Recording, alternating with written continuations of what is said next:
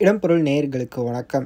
சிந்து பைரவி சீரியலோட நாளைக்கு எபிசோட், அதாவது மே 20 நாளைக்கு எபிசோடு எப்படி இருக்க போகுது அப்படிங்கிறது தான் ஒரு அனலைஸாக பார்க்க போகிறோம்ப்பா. ஸோ இன்றைக்கி எபிசோடு எங்கே முடிஞ்சது அப்படின்னு பார்த்தோம்னா, காயத்ரியை பொண்ணு பார்க்க வராங்க அப்படின்ட்டு இருக்க.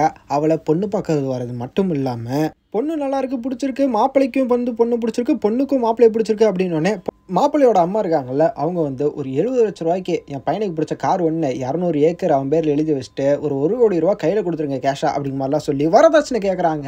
அந்த வரதட்சணை கேட்ட உடனே வந்து காயத்ரி வந்து எழுந்திரிச்சு நின்றுட்டு, உங்கள் பையனை எனக்கு பிடிக்கல, உங்கள் பையனை கல்யாணம் பண்ணிக்க மாட்டேன் அப்படிங்கிற மாதிரி வெளியே போங்க அப்படிங்கிற சொல்ல, அதை பார்த்த பைரவி வந்து, பைரவி என்ன சொல்லலாம் அப்படின்னு தெரியுமா, அவளே வந்து கல்யாணம் பண்ணி வைக்கிறேன்னு சொல்லிட்டா, நல்ல பையனாக பார்த்து காயத்ரிக்கு கல்யாணம் பண்ணி வைக்கிறேன் அப்படின்னு சொல்லிட்டா.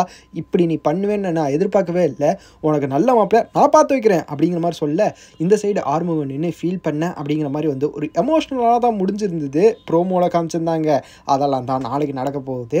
ஸோ நாளைக்கு எபிசோடில் வந்து பொண்ணு பார்க்க வந்த காயத்ரிக்கு வந்து பல்பு தான் வாங்க போகிறா. ஆனால் வந்து கண்டிப்பாக ஒரு நல்ல பையனாக பார்த்து பைரவி கல்யாணம் பண்ணி வைப்பா அப்படிங்கிறது தெரியுது.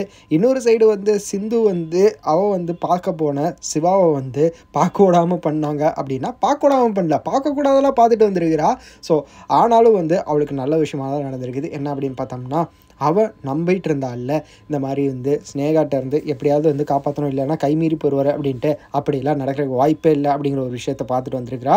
ஸோ அதுவுமே நல்லா இருந்துச்சு அவளுக்கு. அது கண்டினியூஷன் தான் நாளைக்கு இருக்க போகுது அப்படின்ட்டு வெயிட் பண்ணி பார்க்கலாம் என்ன நடக்க போகுதுன்ட்டு. ஸோ இந்த வீடியோ பிடிச்சிருந்தா லைக் பண்ணிட்டு மறக்காமல் சப்ஸ்கிரைப் பண்ணுங்க. அப்போ தான் நாங்கள் போகிற வீடியோஸ் உங்களுக்கு ரெகுலராக வரும்.